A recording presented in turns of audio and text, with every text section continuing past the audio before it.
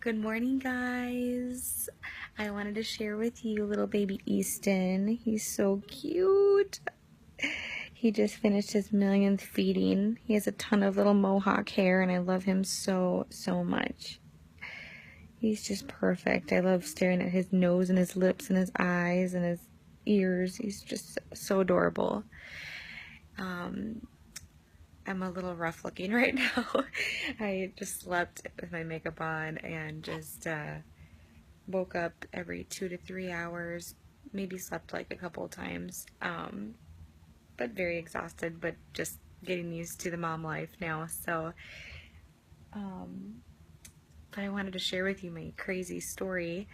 I went into the doctor's office yesterday at my 37.5 week appointment, and she was checking to see if I was dilated, and she broke my water accidentally when she was checking that. So we ended up having to leave and go get my hospital bag and come straight to the hospital. We left the appointment at like 9:50 or so, and then got here at the hospital at like 11:30 yesterday morning, and then we got checked in, went up to the room, and I started, I got hooked up to IVs, things like that, started having contractions, coming closer and closer together, like every 5 minutes, and I remember thinking, like, gosh, this is really painful, but they weren't offering, like, an epidural yet. They hadn't even checked me to see if I was further dilated, and so it just kind of kept on progressing. The nurse was like, I'm going to go take my lunch break. And Mike and I were just kind of hanging out in the room. I was kind of eating a few things that they had brought up, and contractions were getting stronger, coming 5 minutes apart, lasting for like 30 seconds to a minute and a half. And I just got this like sudden urge to go to the bathroom to go number two. And so I go to the bathroom, and I'm trying to go, and I just feel this immense pressure, like so painful. I could not go, and I'm like, what in the world is going on? I was in so much pain, blood everywhere. Sorry if you get queasy, but I got up out of the bathroom, and I'm like, I need to get out of this bathroom, and I was keeled over the bed and in so much pain, like sweating beyond belief. And I was like, Mike, you need to go get someone. Like, no one was in the room with us.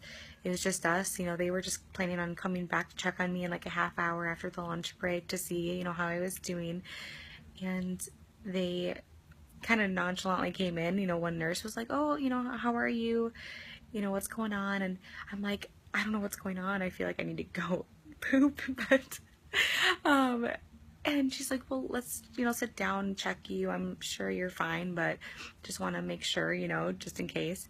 She checks me, and he's basically crowning. He's coming out. And so she's like, oh my gosh, you were having this baby. And of course, silly me, I'm like, is it too late to have an epidural? Yes, of course it was. And so I was freaking out inside. I didn't really show how much I was freaking out, but I had wanted an epidural. And so I was so nervous of the pain. And like this swarm of nurses came in, like 7 of them. They could barely get their gear on, and he was out within 5 minutes, like 4 pushes maybe. It was insane. I have never felt so much love and pain in one moment in my entire life.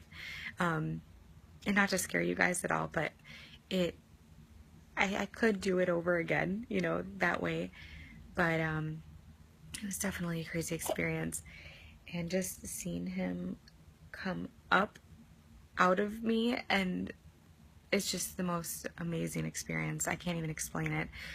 And my husband's pretty queasy, and he was a champ. He was like, let me cut the umbilical cord and all this stuff. And so it was it's almost like your mind goes to a different place. It just goes into like survival mode at that point, and you just get in the zone and you just conquer anything.